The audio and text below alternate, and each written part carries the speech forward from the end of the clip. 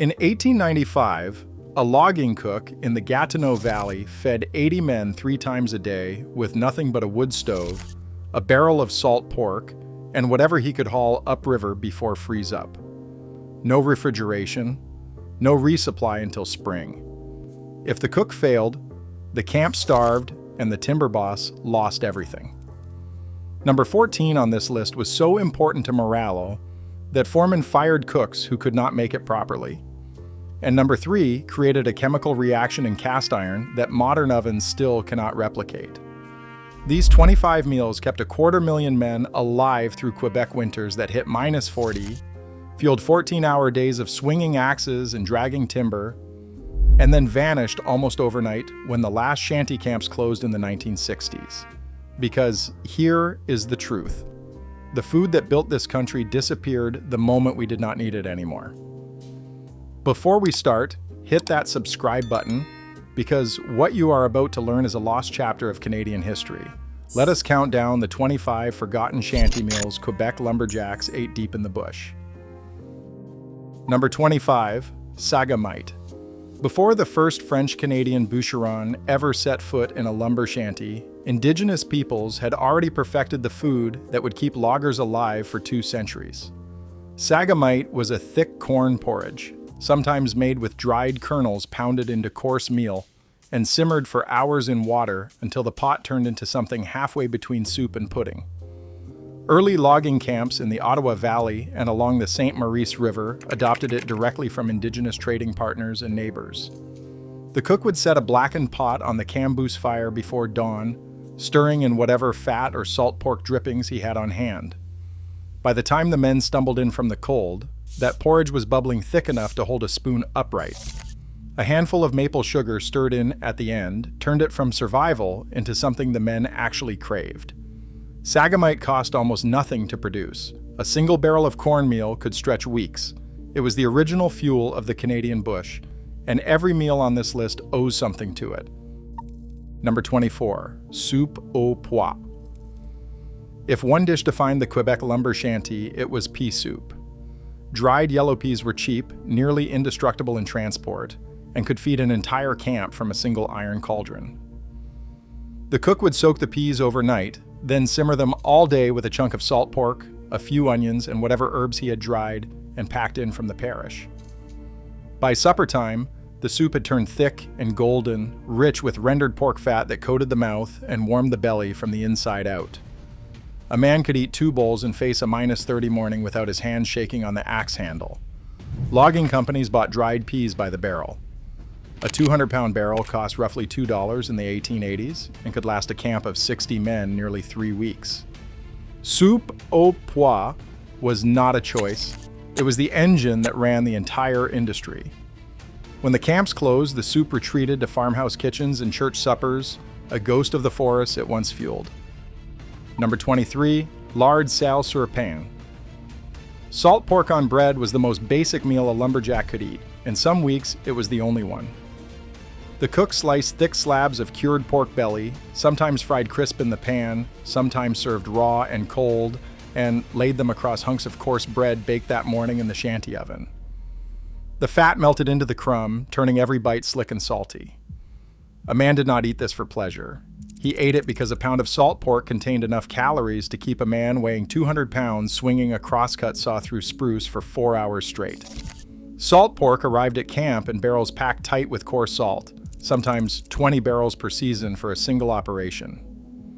It was the most important supply item on the manifest. If the pork went rancid or ran short, the camp was finished. Loggers who survived into old age could still describe the taste decades later. Salty, dense, unmistakable. The flavor of hard work and harder winters. Number 22, pain de ménage. Every shanty cook baked bread, not the soft sliced loaves from a grocery shelf, but massive round boules of dense, chewy pain de ménage that could survive a week without going stale. The cook mixed flour, water, salt, and a piece of saved dough from yesterday's batch as a starter, kneaded it on a floured board, and baked it in the oven built into the back of the camboose fireplace. A good cook produced 8 to 10 loaves a day. A bad cook produced bricks. The men judged every cook by his bread first and everything else second. A proper shanty loaf had a thick, dark crust that cracked when you tore it, and a dense crumb inside that soaked up pork fat and pea soup without falling apart. Flour was the heaviest supply to haul into camp, sometimes carried on men's backs over portage trails when the rivers were impassable. Every crumb mattered. Stale bread was never wasted. It went into puddings, thickened soups, or was fried in pork drippings for breakfast. Pain de ménage was the foundation every other meal on this list was built on.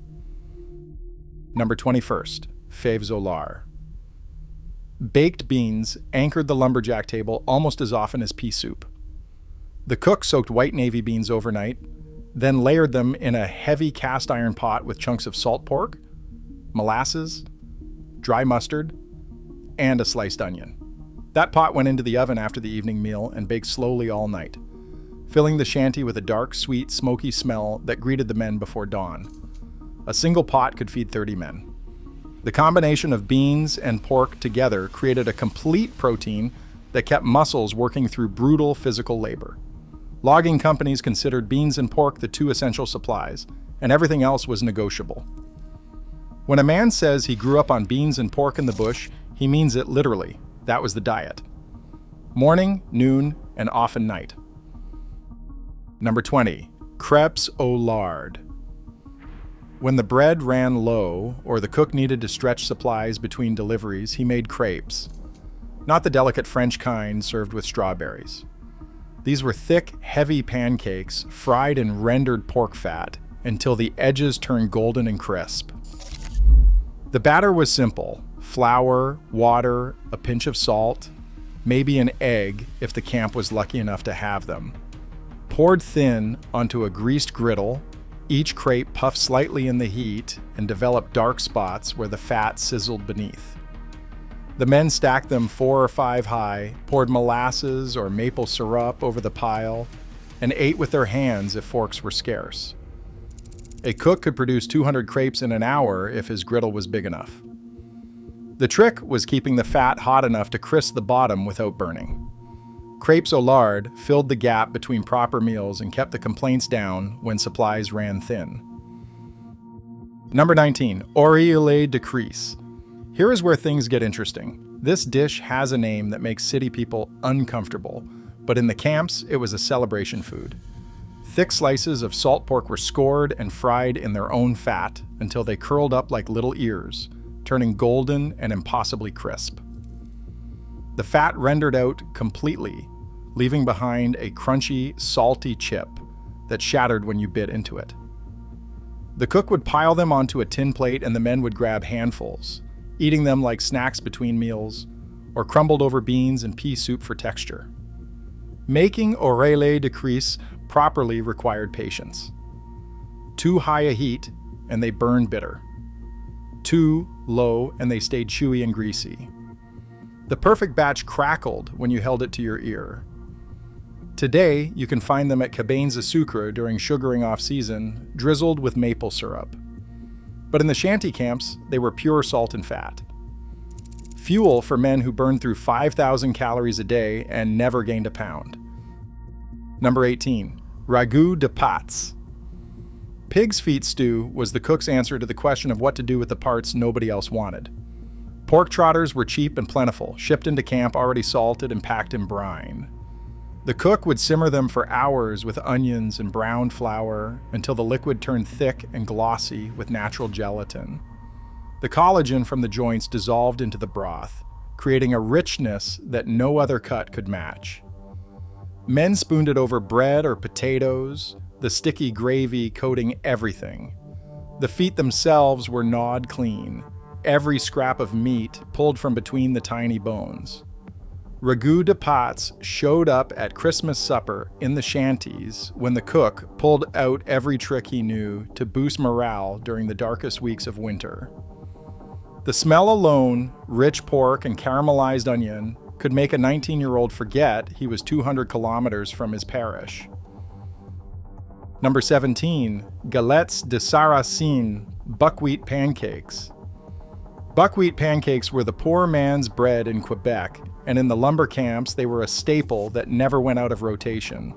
Buckwheat flour was cheaper than wheat, heartier in storage, and produced a dense, earthy pancake with a flavor that wheat could never match. The cook mixed the flour with water and a pinch of salt, poured it onto the hot griddle, and served the pancakes rolled around salt pork or drenched in molasses. The gray-purple color put some men off at first, but nobody complained after the first bite. Buckwheat kept longer than wheat flour in damp camp conditions and was less prone to weevils. A 100-pound sack cost about $1 in the 1880s and produced enough galettes to feed a crew for 2 weeks alongside the regular bread supply. Some cooks became famous across entire river systems for their galettes. Men would request transfers to camps where the cook's buckwheat pancakes had earned a reputation. Number 16, tête fromage, head cheese. Head cheese arrived in camp already prepared, carried in from the parish before freeze up. Farm wives boiled a pig's head with vinegar, onions, and spices until the meat fell apart, then pressed the shredded pork into molds where the natural gelatin set it firm enough to slice. In the shanty, the cook cut thick, trembling slabs and served them cold on bread for the midday meal, when the men ate in the cutting area rather than returning to camp. The jellied meat held together in the cold, which made it practical trail food.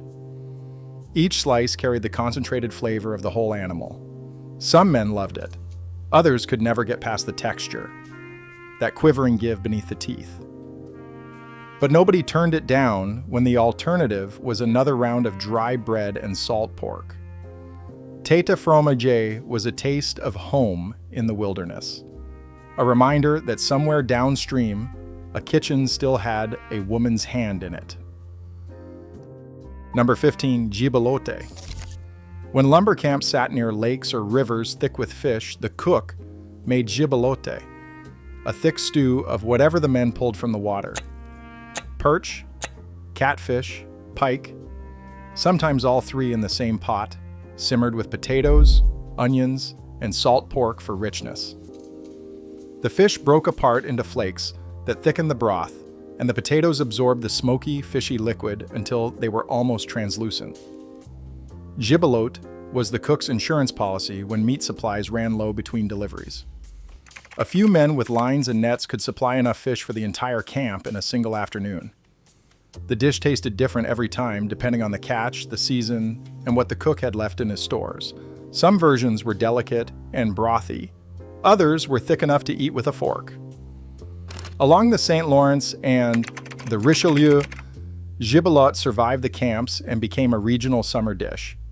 But the rough shanty version, built on desperation and whatever swam past, has been forgotten entirely. First pattern break. Here is something nobody talks about. The shanty cook was the most important man in camp, and he was paid accordingly. A good cook earned more than most of the loggers he fed. By the 1890s, experienced cooks commanded $30 to $40 a month, when axemen earned $20. The timber boss knew that a camp with a bad cook lost men to desertion and poor morale faster than any blizzard could. The cook rose at 3 in the morning, lit the fires, and did not stop working until the last pot was scrubbed after supper. He baked the bread, boiled the pea soup, fried the pork, and kept the tea hot around the clock. He managed supplies, calculated rations, and made the difference between a camp that produced timber and one that fell apart. Some cooks became legends. Their names appear in parish records and oral histories across Quebec, remembered long after the foremen and timber barons were forgotten. If the cook was happy, the camp was happy. If the cook left, the camp was finished. Number 13, grands perles dans le sirop. When maple syrup was available, and in Quebec camps it often was, the cook would make grands perles. He dropped spoonfuls of simple biscuit dough into a pot of boiling maple syrup, covered it, and let the dumplings steam until they puffed up fat and tender, saturated with hot syrup. The name means grandfathers, and the dish was as old as the sugaring off tradition itself. In the shanty, grands pares were a rare dessert, reserved for Sundays or holidays when the cook had time and the men needed something sweet to cut through weeks of salt and fat. Each dumpling soaked up syrup like a sponge, turning golden and impossibly sticky. The men burned their tongues eating them too fast, syrup dripping down chins and onto flannel shirts. It was one of the few moments in camp life that felt like joy rather than survival. Sipail was the crown jewel of the shanty Christmas table. The cook would line a deep pot with pastry, then build layers of game meat, pork, potatoes, and onions, each separated by another sheet of dough. The whole construction went into the oven and baked for hours until the pastry absorbed the juices and the meats melted together into a single rich, savory mass. A proper sipail stood 6 or 8 layers deep and could feed 20 men from a single pot. The word itself likely comes from sea pie, an old English sailor's dish that French-Canadian cooks transformed into something entirely their own. Every family and every camp cook had a different version. Some used partridge and hare, others used moose and deer. The constant was the layered pastry that turned into something halfway between dumpling and crust, soaked through with meat broth and burnished dark by the oven heat. Sipai was the meal that made Christmas in the bush feel like Christmas. Number 11. Cretans.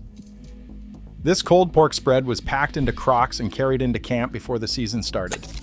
Farm wives ground pork with onions, cloves, and cinnamon, and cooked it slowly until the fat rendered and the meat turned into a smooth, fragrant paste. Spread thick on bread, Cretans was the standard breakfast alongside beans and tea. The spices preserved the meat and gave it a warmth that cut through the bland monotony of salt pork.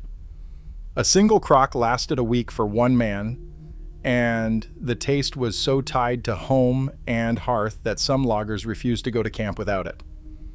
Cretans was comfort food before the term existed. That first bite, in the cold, dark morning, the familiar spice on the tongue, the texture of home against the coarse camp bread, it meant someone had thought of you before you left. Number 10. Bouilli. The boiled dinner was the cook's simplest and most reliable weapon. A massive joint of salt beef or pork went into the pot with carrots, turnips, cabbage, and potatoes, and the whole lot simmered for hours until everything was tender and the broth turned rich and salty. There was no technique to bouilli. You put the meat in the water and you waited. But the result fed every man in camp from a single pot and wasted nothing. The broth became the base for tomorrow's soup. The leftover vegetables were fried for breakfast. The bone went back in the pot for stock. Bouilli was the most democratic meal in the shanty. Every man got the same bowl. No cuts were better than others once the boiling was done. It was the taste of equality in a place where the work was brutal and the hierarchy was rigid. Number 9. Tourtière du bûcheron. The deep dish meat pie of the lumber camps was not the thin spice pie you find at a holiday table in Montreal. This was a monster. The camp version used cubed meat rather than ground meat, layered with potatoes and onions in a deep cast iron pot, sealed with a thick pastry lid, and baked until the crust turned dark, and the filling bubbled through the vents. Game meat went in alongside pork. Whatever the men had hunted or trapped filled the gaps between the salt pork. A single tourtière could weigh 10 pounds and feed a dozen men. The cook made it when he had time and meat to spare, usually on Saturday when the men rested and the camp slowed down. The smell of baking pastry and roasting meat drifting through the shanty on a Saturday afternoon was the closest thing to civilization those men experienced all winter. The Camboose shanty itself shaped every meal on this list. The original lumber camps were built around a central open fire with a huge chimney above, and the cook worked beside that fire on a raised stone hearth. Every pot hung from chains or sat on iron trivets above the flames. The cook judged temperature by holding his hand over the heat and counting. There were no thermometers, no dials, no timers. A cook who could hold his hand at baking height for 5 seconds had the right temperature for bread. 3 seconds meant the oven was hot enough for pie. This was knowledge passed from cook to cook across generations, never written down, learned only by standing beside the fire until your eyebrows singed and your instincts sharpened. When box stoves replaced the open camboose fire in the 1860s and the 1870s, older cooks complained that the food lost something. They were probably right. Open fire cooking produces radiant heat from all directions. A box stove heats from below. The bread was different. The beans were different. Everything changed, and a generation of fire cooking knowledge disappeared in a single decade. Number 8. Baignes du Chantier. The camp cook's donuts were fried in pork lard until they puffed golden and floated in the bubbling fat. The dough was simple: flour, sugar, eggs, if available, and a bit of baking powder for lift. Dropped into the hot fat by the spoonful, each beignet swelled and turned over on its own when the bottom browned. The cook fished them out with a slotted spoon and rolled them in sugar while still hot. In a camp where sweets were rare and every calorie counted, a batch of beignets was an event. The men crowded around the cook fire, watching the cook work, counting the pieces to make sure they got their share. A skilled cook could produce 200 donuts in an afternoon, and not a single one survived the evening. Baignes du Chantier were currency, morale, and medicine all at once. Number 7. Soupe aux gourgans. Fava bean soup was specific to the Lac-Saint-Jean and Saguenay regions, where the Hearty beans grew in short-season gardens and dried perfectly for winter storage. The cook simmered them with salt pork, barley, and whatever root vegetables he had, producing a thick, starchy soup that clung to the ribs and fueled a full day's work. Gourganays had a nuttier, deeper flavor than yellow peas and held their shape better in the pot, giving the soup a chunky texture that men preferred when they wanted something to chew rather than drink. This was a regional treasure that never spread far beyond the camps and parishes where the beans were grown. When the camps closed, soupe aux gourgans retreated to farmhouse kitchens in the Saguenay and stayed there, known only to the families who kept the tradition alive. Number 6. Rôti de lard. A whole roast of salt pork, scored and baked in the shanty oven until the fat rendered crisp and the meat turned tender beneath a crackling shell. The cook would score the rind in a crosshatch pattern, rub it with dry mustard and a little brown sugar if he had it, then roast it low and slow until the shanty filled with the smell of caramelizing fat. This was Sunday food, special occasion food. The men ate it with potatoes baked alongside in the drippings and whatever preserved vegetables the cook could manage. A proper rôti de lard was the cook's showpiece, his proof that he could elevate salt pork beyond the boiled and fried monotony of the regular week. Men remembered specific roasts years later, describing the crackling, the mustard bite, the moment the cook pulled it from the oven, and the whole camp went quiet with anticipation. Number 5. Pouting chômeur. The unemployed man's pudding sounds like Depression-era desperation, but in the lumber camps it was genius. The cook poured a simple cake batter into a pan, then covered it with boiling maple syrup or brown sugar sauce. As it baked, the batter rose through the syrup, creating a spongy cake on top and a sticky, bubbling caramel pool beneath. The inversion was the trick. Batter on the bottom, sauce on top, and the oven reversed them into something magical. A single batch used ingredients every camp kitchen had on hand: flour, sugar, fat, and maple syrup, and produced a dessert rich enough to make men forget where they were. Pouting chômeur survived the camps and became a Quebec classic, but the original shanty version, made in a blackened roasting pan over a wood fire, had a smoky depth that modern recipes cannot capture. Number 4. Bines et grillades. Breakfast in the lumber shanty was not a gentle affair. The cook served beans and grillades, thick slices of salt pork fried until the edges blackened and the fat went translucent and soft.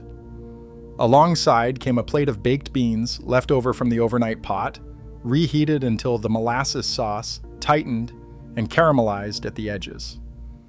Strong black tea, boiled until it could strip paint, washed it all down. This was the meal that launched a 14-hour day of cutting timber in frozen bush. A man needed 5,000 to 7,000 calories to maintain his weight through a Quebec winter while swinging an axe, and Binnis et Grillades delivered fat and protein in the most efficient package possible. There was no conversation at breakfast. The men ate fast, in near silence, because dawn was coming and the trees were waiting. Number 3, pain de fesse. This massive round loaf, its name a rough joke among the men, was baked directly on the floor of the shanty oven in a way that created something no modern kitchen can reproduce. The cook would fire the oven with hardwood until the stones reached baking temperature, rake out the coals, and slide the raw dough directly onto the hot stone floor. The residual heat baked the bread from all sides simultaneously, and the wood ash left a faint smoky mineral taste on the bottom crust that became the bread's signature.